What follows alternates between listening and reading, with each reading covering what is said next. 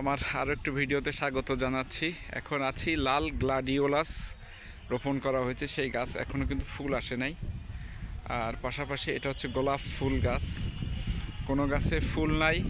এখানে সতর্কতা দেওয়া হয়েছে ফুল বাগানে প্রবেশ নিষেধ। আমি যাচ্ছি না ওখানে, হ্যাঁ আমি যাচ্ছি না, কারণ মানুষের ক্ষতি হয় এমন কিছু করা যাবে না। যেহেতু এইটা দিয়ে অনেকে রুটি রুজি, তার জীবন জীবিকা চলে, স্বাভাবিকভাবেই আমি কোনো বাগানে যাচ্ছি না। এটা পেঁয়াজ, মানে এখানে সবজির মতোই কিন্তু ফুলের চারা রোপণ করা হয়েছে। আর এই সাইডটা হচ্ছে সরিষা ফুল, ওদিকটা ঝাউ বাগান, রজনীগন্ধা, লাল গ্লাডিওলাস, পাতাবাহার, আর হচ্ছে আপনার গোলাপ। মোটামুটি এখানে সবাই ফুল গাছ কেন্দ্রিক তাদের জীবন জীবিকা, এবং দূর দূরান্ত থেকে সারা দেশ থেকে কিন্তু এখানে মানুষ ভ্রমণে আসে।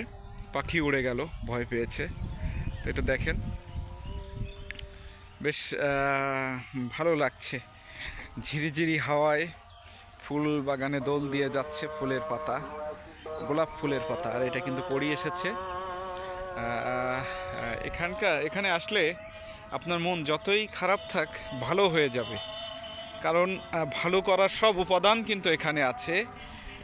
যশোরের বিখ্যাত সেই গদখালি, পানিসরা হাড়িয়া ফুলের রাজ্য, ফুলের রাজধানী খ্যাত।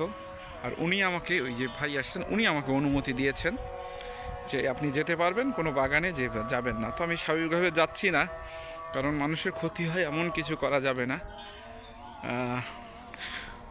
তো এটা দেখেন, বিস্তৃত সবুজ, গোলাপ ফুল, রজনীগন্ধা, গাঁদা ফুল, লাল গ্লাডিওলাস, হাইব্রিড কসমস, ঝাউ বাগান, পাতাবাহার, কি নেই এখানে, সরিষা ফুল, সব কিছুই আছে।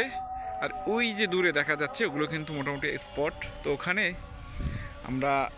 আমি ফিরে যাব, কারণ আমার সফর সঙ্গীরা অলরেডি গাড়িতে চলে এসেছে। তো ভালো থাকবেন, সুস্থ থাকবেন, ধন্যবাদ।